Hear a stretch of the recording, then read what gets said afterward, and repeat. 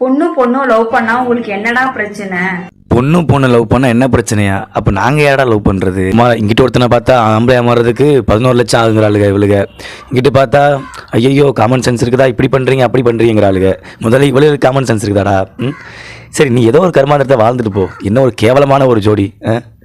என்னடே வாழ்ந்துட்டு போங்க. ஆனால் அதுக்குன்னு வந்துட்டு சும்மா சோஷியல் மீடியாவில் போட்டுக்கிட்டு வருத்துக்கிட்டு இருக்காதியே. அதை வந்து 4 பேர் பார்ப்பாங்க. பார்த்து அவங்களுக்கு அந்த மாதிரி ஐட்டம் என்ன பண்ணுறது? புரியுதா? முதல்ல இந்த லெஸ்பியன் ஆகிறது உங்களுக்கு வந்துட்டு பிறவியிலேருந்து சில பேருக்கு இருக்கும். சில பேர் வந்துட்டு அந்த வளர்ச்சியிலேருந்து வந்து வளர்றது தான். இந்த மாதிரி மற்றவங்க வந்துட்டு அந்த மாதிரி சொல்லி அந்த மாதிரி பழகி வளர்றது தான். புரியுதா?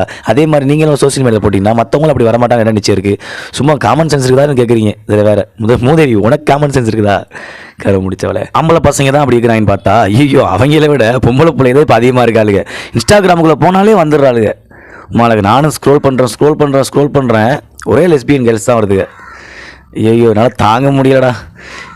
தயவு செஞ்சு நீங்கள் எதுவும் சொல்லாதீங்கண்ணா. நீங்கள் சொல்ல தாண்டா அவள் ரொம்ப ஓவராக பண்ணுறாள். இதெல்லாம் என்னால் பார்க்க முடியலடா. டே ஐயோ ராமா, இதில் வேறு ஆப்ரேஷன் பண்ண போகிறேன், அது பண்ண போகிறேன், இது பண்ண போகிறேங்கிறாளுங்க.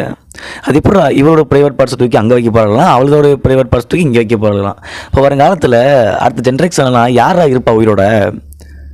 டெஸ்ட் டியூப் பேபி கூட வைக்க முடியாது போலேடா. எப்படா அந்த இதுக்கு பிறகு உலகம் அழிக்க போகுதுன்னு நினைக்கிறேன்டா. நல்லா பண்ணுறீங்கடா நீங்களே.